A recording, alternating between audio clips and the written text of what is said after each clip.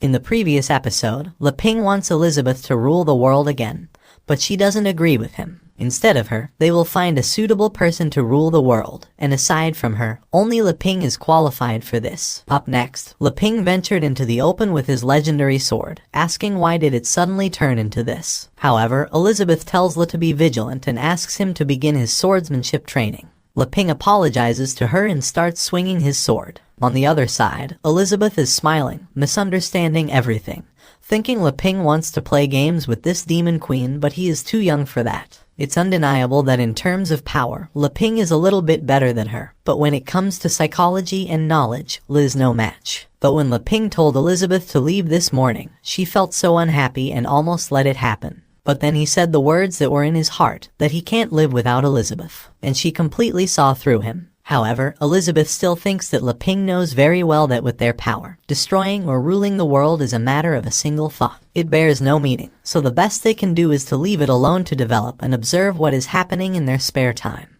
As for the Dark Guild, it has already been taken care of by Emilia, so there is no need to worry about it. Elizabeth starts blessing, thinking that Le has been wandering in thought every day, so he decided to bring her out early this morning to talk nonsense about how he wants her to leave and rule the world. But Elizabeth misunderstands everything, thinking that Le is trying to find an excuse to make her pay attention. It's obvious that after a year of getting along with one another, Leping has fallen in love with Elizabeth. This is what Elizabeth is thinking, but on the other side, Leping, who doesn't know anything, is still practicing his swordsmanship, thinking, is it true that one can master their sword by swinging it 1,000 times a day? But he is really confused, thinking, how can that be so simple? But Elizabeth thinks that Leping is the pinnacle of strength and still enjoys being beaten by another. She is the only one in the world who is capable of controlling him because he is a hero with wicked interests. Even if she is not interested in such a boring matter as falling in love, it is different when it comes to Leping. He has the highest power of creation and production,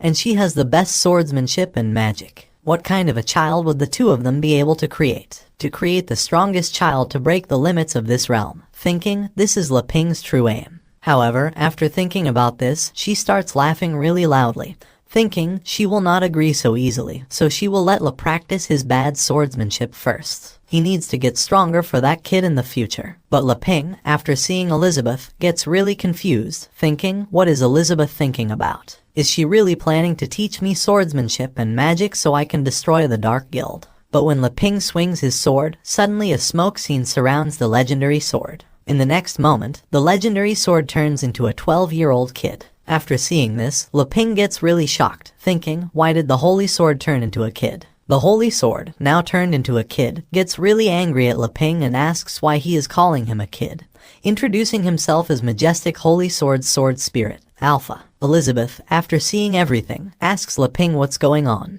But after seeing Elizabeth, Holy Sword Alpha says to her, Tusk, so it's you, the Demon Queen Elizabeth. However, he is not happy after seeing Elizabeth. He rushes toward her, thinking he will kill Elizabeth today. But before he can attack Elizabeth, she kicks him really hard and sends him flying across to the other side. She asks Holy Sword Alpha to sit down and let's talk. Holy Sword Alpha, after being beaten by Elizabeth, sits quietly in front of her, while apologizes to Holy Sword Alpha, explaining that he didn't know he was conscious even after using it for so long. Holy Sword Alpha explains that of course Le didn't know, at the critical moment of the hero fighting the Demon Queen, he appeared. But Holy Sword Alpha is really angry after finding out that Leping is using him to chop firewood all year.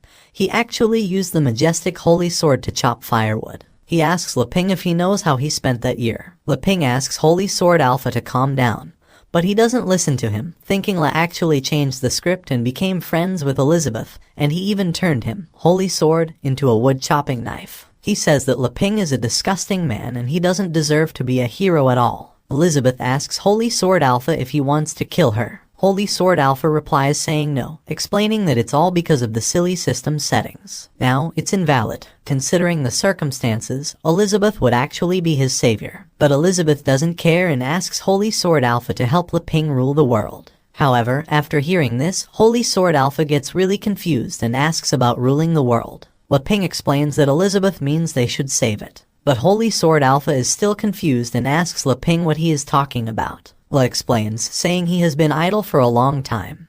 He decided to take the responsibility as the hero, practice, and then go save the world. Holy Sword Alpha asks Leping if he doesn't know where his talents lie. He just used Holy Sword Alpha to practice his sword swings 100 times and accumulated XP equal to fighting a Demon King level enemy and awakening him. However, Leping misunderstands himself, saying that he knows he has no talent, but with two great coaches, Holy Sword Alpha and Elizabeth, he believes he can do it. However, Holy Sword Alpha is really confused and asks what he is talking about. He is the world's strongest swordmaster. But before he can say this, Elizabeth silences his mouth with her magic. Then she asks Leping to sit down first. She has something to explain to the both of them. So she uses her magic hand and gets the Holy Sword Alpha behind the tree. After that, Leping starts hearing some noise behind the tree. Some moments later, Holy Sword Alpha gets a really good message from Elizabeth. So he comes to Leping and says to him that he got it. No matter what, he will cooperate with Leping.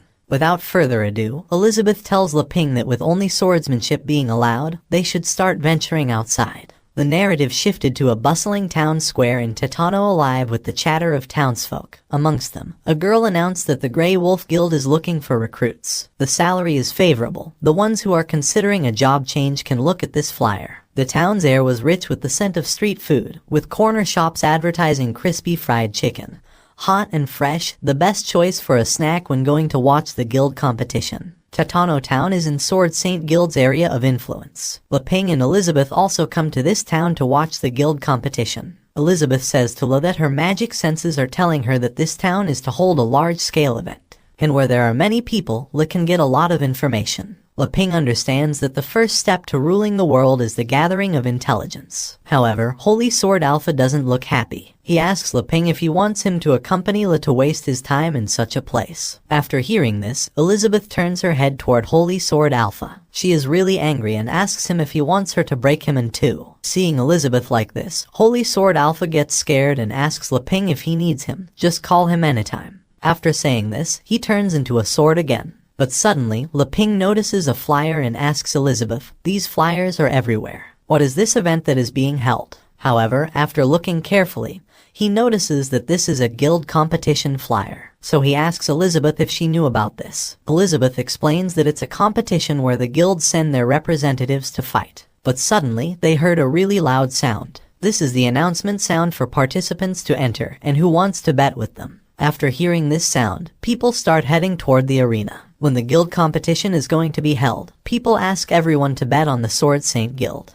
They will 100% win. But another one says that the elves have also sent people this time. Also, there is that card guild that became famous recently. Leping grabbed Elizabeth's hand, suggesting they watch the spectacle too. Moments later, upon reaching the arena, Leping was astounded by its immense beauty and size. However, their entry was halted by a yellow monster who informed them that his magic ticket inspector didn't detect their tickets. Leping, turning to Elizabeth, confidently offered to handle the situation. He inquired of the yellow monster if, as advertised on the flyer, tickets could still be purchased for 10 gold coins. The monster confirmed, but revealed he had monopolized the remaining tickets and was now selling them for 200 gold coins. Leping was shocked by this blatant profiteering. Elizabeth, clearly displeased, used her mind control magic on the monster. His demeanor instantly changed, becoming obsequious towards Leping. He offered them 2 VIP room tickets, declaring it an honor to serve them. He then happily ushered them to the VIP room. Leping, awestruck by the luxuriousness of the VIP room, couldn't believe his eyes. However, they weren't the only ones with VIP access. Several important figures from various guilds were present, including spellwriter Tagore Severus, drunk blacksmith Brian, Luna Saugus, and her sister Anna Saugus. Anna, spotting Leping and Elizabeth, nudged Luna and inquired if they were on the invitation list. This first glimpse of the grand arena made Leping a bit nervous, but Elizabeth remained nonchalant and requested snacks from him. Anna advised Luna to keep an eye on them, speculating they might be from a guild whose president had aided them in the past. The competition finally began. The host, Gob the Goblin, welcomed everyone and requested a warm reception for the players. He then announced the final round of the guild competition and introduced the 4 finalists: King, the genius swordsman from the Sword Saint Guild; Jael, the valiant general from the Giant Bear Guild; Travis, the handsome fellow from the Elf Guild; and E, the special guest representing the Card Guild. The crowd roared in anticipation as the host declared, "Let the games begin." After all 4 contestants enter the arena, Travis from the Elf Guild carefully examines everyone, thinking that this muscular-looking fool from the Giant Bear Guild looks way too simple-minded. He's probably cannon fodder. As for the Card Guild, which was recently established, the only reason they are qualified to join this competition is because they helped the Sword Saint Guild in killing the invading Six-Pillar Demons. They are just a second-rate guild affiliated with the Sword Saint Guild, and there is only their president representing them. He is no threat to him. So, in this competition, the only one who poses a threat to him is the Sword Saint Guild's Blue Sword. However, after this, Jayla from the Giant Bear Guild starts running toward Blue Sword to attack him. But he is not the only one who is attacking. Travis jumps into the air and prepares his arrow to attack, thinking what a barbaric and primitive person Jayla from the Giant Bear Guild is. So he shoots 3 arrows at the same time to everyone. But everyone manages to avoid his arrows. However, Jayla from the Giant Bear Guild catches Travis's arrow and says to him, "These sissy's words are so rude. He will be the first I kill." He crushes the arrow that he caught and throws it into the ground. However, suddenly, the arrow he threw into the ground starts growing, and in just a few seconds, those arrows transform into a wooden cage and capture everyone. Travis, after locking up Jayla in a cage, says, "Such an uncultured beast like him should be locked up in a cage." However, Jayla, who is really big, says to Travis he can't stop him with just these rotten roots of his. He will crush them all. So he uses his Fierce Ram, thinking he can get out from this cage with his Fierce Ram. However, when he tries to escape, the grass roots come to life and capture him. After seeing he is really confused and doesn't know what's happening, Travis starts laughing, saying, "These are the grass roots of the gum tree. Upon impact, they shrink and an extremely sticky fluid comes out, you muscle brain." Meanwhile, Blue Sword effortlessly sliced through the roots with his sword, emerging from the cage unscathed. His flawless swordsmanship surprised both the masked man and Travis, particularly the latter, who grew frustrated. He's so fast the roots couldn't even touch him, he thought. Emerging from the cage, Blue Sword apologized to Travis for destroying his plant. To his surprise, Travis declared it didn't matter. He could repay the debt with his life. Defeating a formidable opponent like Blue Sword would be exhilarating. He readied his bow, unleashing his violent butterfly dance technique, a flurry of 100 arrows. Undeterred, Blue Sword muttered, "No fear, no doubt, no surprises, no confusion." Entering his selfless state, he readied his sword and executed the Blue Bird technique, slicing through not only Travis' butterfly dance but also severing his right hand without him even noticing. Confused and bewildered, Travis looked at Blue Sword, who calmly stated, "You've lost." Travis conceded, acknowledging Blue Sword's title as the Sword Saint Guild's genius. However, he reminded him that he, too, was a genius, an Elf Guild genius. Suddenly, green butterflies surrounded Blue Sword. Before he could react, Travis unleashed his butterfly explosion. Fortunately, Blue Sword survived the attack. However, after seeing Blue Sword is still alive, Travis retrieves something from his mouth and throws it into the ground. Suddenly, a really big flower emerges from the ground. This flower is Healing Lily, capable of healing any wound. Travis uses it to heal his arm. After seeing that, he acknowledges that the Sword Saint Guild is extremely powerful, but its attack patterns are too simple. This is its flaw. With the blessing of the sacred tree, the elves are the most powerful of all. However, before he can say something more, Jayla from the Giant Bear Guild attacks him from behind and kills him. Jayla starts laughing, saying, as he said, the first one to die will be Travis. Show-offs are the most annoying type. After that, he turns his head toward Blue Sword. However, Blue Sword gets really surprised after seeing him. This aura he's giving off is. But before he can say something, the audience starts cheering for Jayla, asking for more, and urging him to smash Blue Sword to death. Jayla's revenge instantly fires up the audience. The first one to leave the competition is the handsome Travis of the Elf Guild.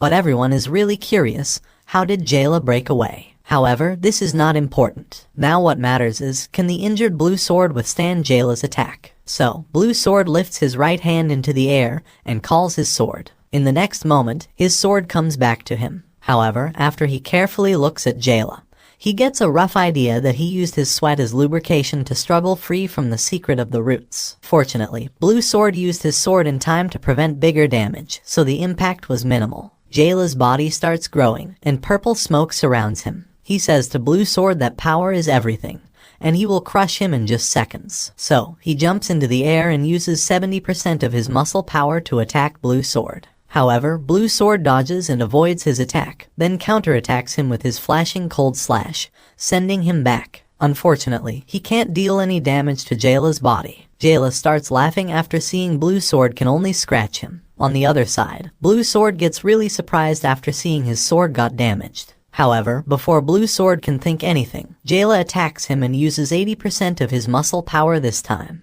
Unfortunately, Blue Sword barely stops his attack, but he can't completely stop it and rolls into the ground. After finding out that he can't use his sword anymore, he throws his sword into the ground and starts fighting Jayla hand to hand. Jayla starts attacking Blue Sword again, but this time he uses 90% of his muscle power, thinking he will kill Blue Sword this time. However, Blue Sword dodges Jayla's every attack. On the other side, Leping is really excited after seeing their fights. He asks Elizabeth who she thinks will win in the end. However, Elizabeth doesn't say anything. Anna, the red-haired girl, is really surprised because his sword is a B-ranked weapon forged by the dwarves, but it was broken by a simple punch. Luna, the yellow-haired girl, asks her sister if they should stop it. After all, their sword Saint Guild can't lose more face. But the red-haired girl is really confused, thinking when did the giant bear guild's people become so strong? But she suddenly remembers, could it be the Dark Guild?